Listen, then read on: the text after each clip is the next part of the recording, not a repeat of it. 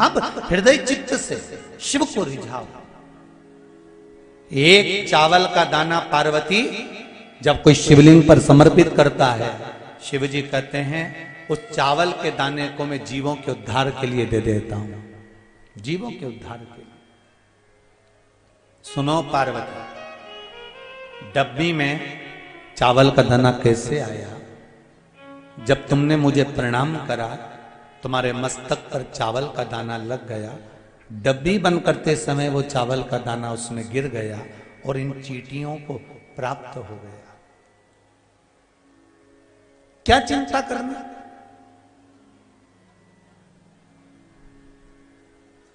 एक लाइन आती है बड़ी सुंदर, अजगर करे ना चाकरी, पंछी करे ना काज, और दास मलू का कह गए सबके दाता। जम के तो बोलो राम।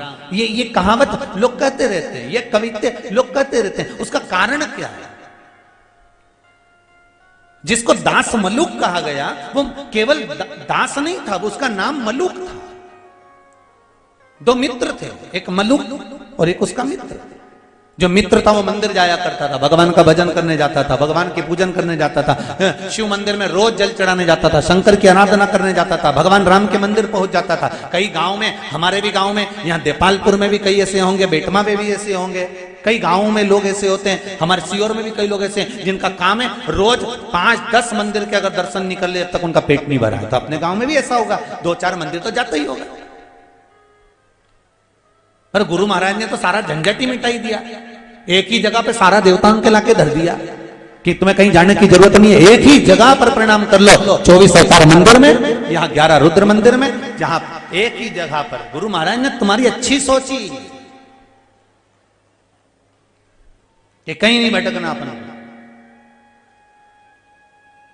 मलुक का एक मित्र मंदिर जाता था तो मलुक उसको रोकता था, क्यों मंदिर जाता है? काम करा कर, कर्म करा कर, काम नहीं करेगा तो क्या भगवान खाने को दे देगा? ऐसे ज्ञान देने वाले ढेर सारे पड़े हैं साहब, ढेर सारे। रोज मिलेंगे तुमको। क्या होता है पशुपति व्रत करने से? क्यों सीहोर वाला महाराज के चक्कर में पड़ी हो? वो तो पगला है, उन्हें तो अक्ल ही नहीं है, उके कई कथा वाचना है। शिव पुराण तो बहुत कम बोले न, फालतू की बात ज्यादा करे, उन्हें कई अक्ल।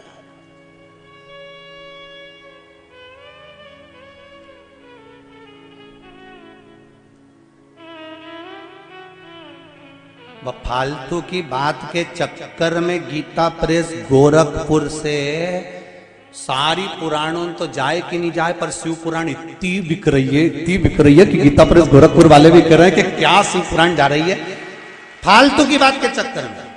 एक बार बीच में बोल दिया था कि काली मिर्ची शंकर जी को चढ़ा, वो काली मिर्ची के चक्कर में इतनी गीता प्रेस गोरखपुर की शिव पुराण उठी, इतनी उठी कि लोगों ने पढ़ के उसमें लगे रहे कि काली मिर्ची लिखी का, काली मिर्ची लिखी का, काली मिर्ची लिखी का, ढूंढते रहे। अरे जो बोल रहे हैं वो ढूंढो तो इसी शिव पुराण में मिलेगी। और ये कोई शिव पुराण दूसरी नहीं है, ये गीता प्रेस गोरखपुर की यही शिव पुराण जो बाँच रहे हैं वो आपके पास होना चाहिए। उसका अध्ययन करो, निकालो तुम भी बेटे।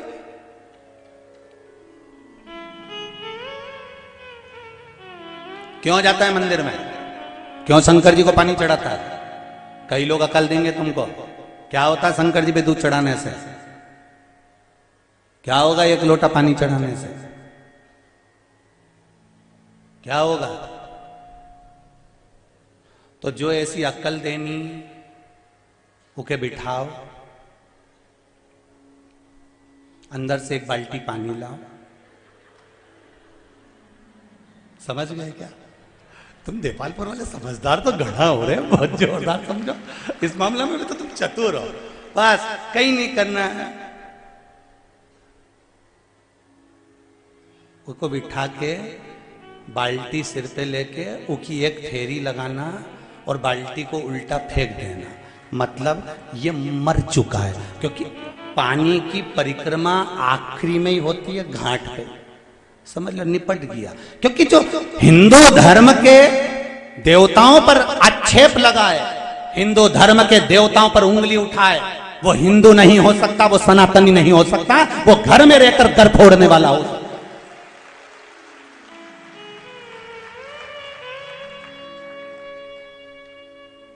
एक फिल्म बनी है द कश्मीर फाइल, पूरी फिल्म को अच्छे से देख लेना। दूसरों से नुकसान नहीं हुआ, ये फिल्म बता रही है कश्मीर की कि हमारे अपनों ने ही हमें डुबो दिया। ये कश्मीर फिल्म बता रही है।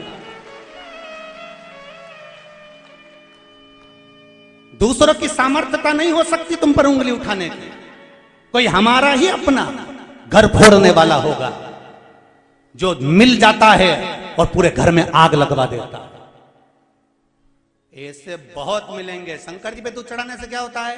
शंकर जी पे पानी चढ़ाने से क्या होता है? काली मिर्ची क्यों चढ़ाना चाहिए? अपने को टांग खींचने के लिए आएंगे। इन्हीं को पहचानना, इन भेरुओं को, इन्हीं भेरुओं को पहचानना और फिर इन पे जोरदार सिंदूर मंगवा के चोला चढ़ाना है। दूसरी जगह नहीं, इनको पहचान। अरे हिंदू है तो हिंदुओं की शान मत जाने दे, राम लल्ला पे तू आंच मत। क्यों बिगड़े भाई? सनातनी धर्म में रह रहे हो, सनातन धर्म का पानी पी रहे हो, क्यों भटकना? क्यों भटकते?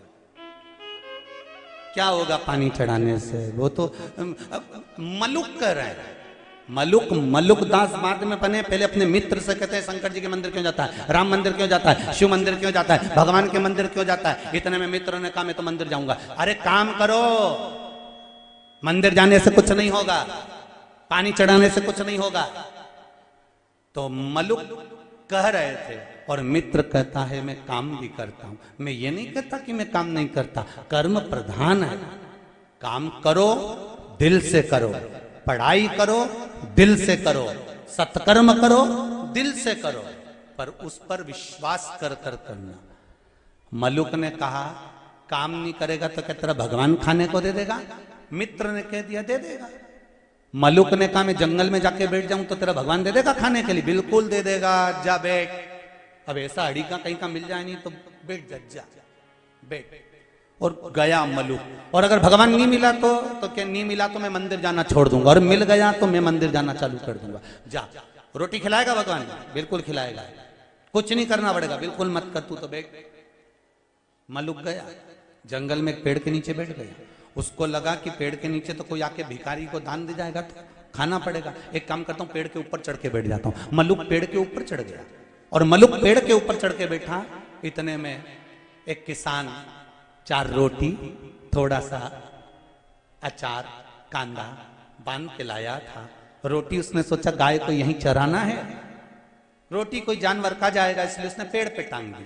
मलुक ने मन में सोचा गजब का भोलेनाथ है इसका, तो रोटी पेड़ पे दे दी, गजब।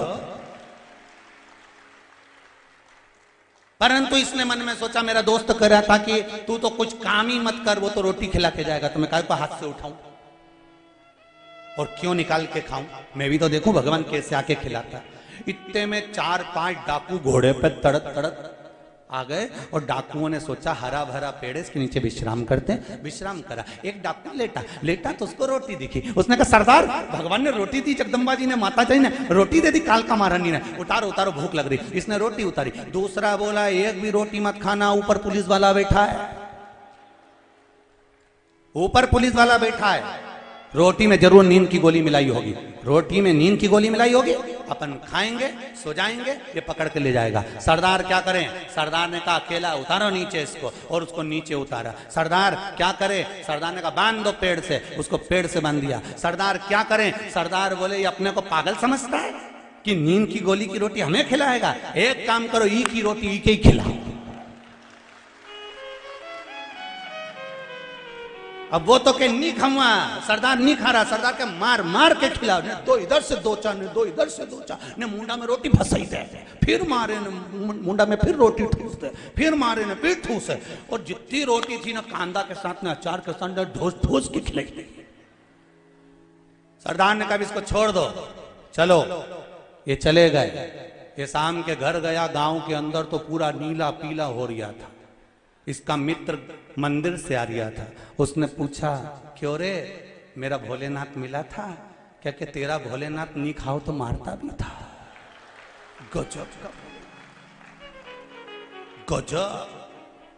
वो मलुक मलुक नहीं रहा, मलुक दास हो गए, जिन्होंने लाइन लिख दी, अजगर करे ना चाकरी, पंछी करे ना काज, दास मलुका कह गए सबके दाता राम। नहीं करोगे तो भी खिलाएगा। ये शिव है, ये राम है, ये कृष्ण है, ये मेरा परमात्मा है। जन्म उसने दिया है, मृत्यु वो देगा। पेट उसने दिया है, भर वो देगा। तुम काय का टेंशन लेके।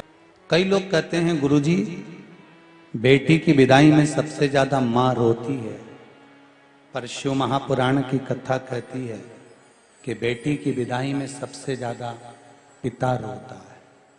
कौन रोता है? पिता।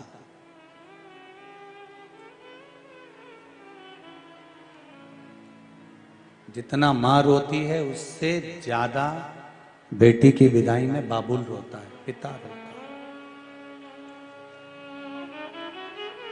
बेटा मां को प्रिय है और बेटी पिता को प्रिय है। 12 ज्योतिर्लिंग में से एक ज्योतिर्लिंग तो बाप और बेटी के स्नेह का ज्योतिर्लिंग है।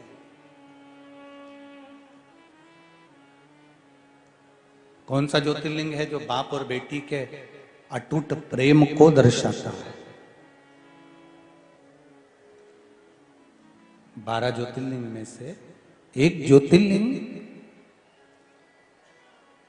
बाप और बेटी के अटूट प्रेम को दर्शाता है, और वो ज्योतिर्लिंग है सोमनाथ। कौन सा ज्योतिर्लिंग है? सोमनाथ। सोमनाथ जी का जो ज्योतिर्लिंग का वर्णन किया है, चंद्रमा पर काया का रोग हो गया था। एक बाप ने, एक पिता ने अपनी बेटी को बहुत समझाया था। एक पिता ने अपनी बेटी को भी समझाया और एक पिता ने अपने दामाद को भी समझाया। शायद ये नहीं चल रहा, बंद हुए ये। एक पिता अपनी बेटी को भी समझा रहे हैं और अपने दामाद को भी समझा रहे हैं। बेटी को भी समझाने का प्रयास कर रहे हैं और दामाद को भी समझाने का प्रयास कर रहे हैं। दोनों। एक बार चंद्रदेव को समझा कर कह दिया, चंद्रदेव तुम्हारा स्नेह सारी बेटियां जितनी तुमको बिहाई गई हैं, जो कन्याएं तुमको दी गई हैं, 60 कन्याओं का विवाह जो तुम्हारे साथ में वर्णित किया गया है,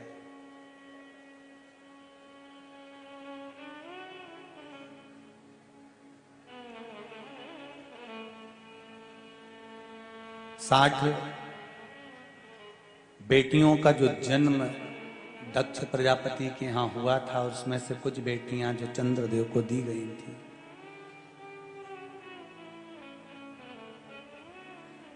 खूब समझाया पिता ने।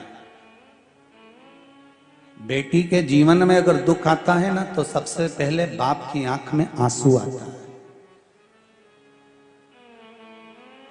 गाय, बेटी और लक्ष्मी, पैसा। 50 जगह पर जब देओ तो 50 बार विचार करना कि देना चाहिए कि नहीं देना चाहिए, किसको दे रहे हो वो भी सोचो।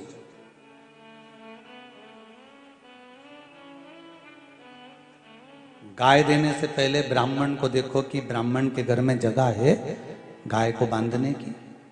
तुमने तो दे दी गौ माता को, वो लेकर गए, जब तक दूध दिया, जब तक बांध कर रखी, फिर उसने दूध देना बंद करा, गाय को दूसरी जगह दे दी, क्योंकि बांधने की भी जगह नहीं थी और खिलाने की भी जगह नहीं थी। दूसरी से तीसरी जगह चली गई, तीसरी से चौथी जगह चली गई, जाते जाते जाते जाते जाते जाते वो कसाई के हाथ में पहुंच गई। जब गाय कसाई ने काटा, गाय बद्दुआ किसको दे रही थी? जिसने दान दी थी। ब्राह्मण को बद्दुआ नहीं लगी है जो लेकर गया, तूने संकल्प लिया था, दान करी हुई गाय की आंख में आंसू आता है तो संकल्प देने वाले को रोना पड़ता है। जिस बेटी का तुमने कन्यादान करा है, संकल्प तुमने लिया है, अगर बेटी की आंख में आंसू आता है तो बाप को रोना पड़ता है, कोई दूसरा नहीं रोता।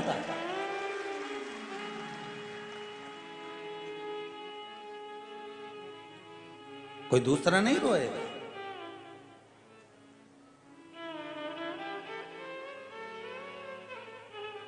गाय देने से पहले 50 बार विचार करो, जिस ब्राह्मण को दे रहे हैं उसके यहाँ जगह है, इसको रख सकता है, सेवा करेगा। बेटी देने से पहले 50 बार विचार करो, जिस दामाद के साथ में, जिस लड़के के साथ में बेटी का विवाह कर रहे हो, ये सम्मान करेगा, आदर करेगा, सत्कार करेगा, अच्छे से रखेगा, तो बेटी बिहाई है। लक्ष्मी देने से पहले विचार करो, जिसके कटोरे में तुम पैसा दे रहे हो, जिस भिखारी के कटोरे में तुम रुपया डाल रहे हो, कहीं ये ले जाकर मदिरा पाने में, मांसाहार में, वैश्यवृत्ति में, कहीं जुए में तो नहीं लगा देगा।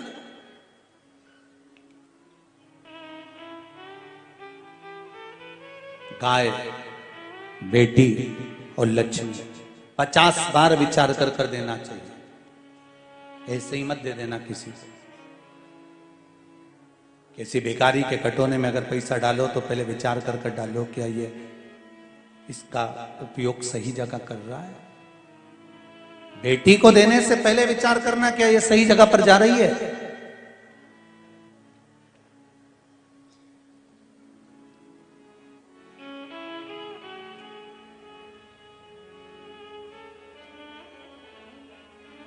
मां बेटी को बाहर पढ़ने भेजने के मन में नहीं रहती कभी भी। कौन?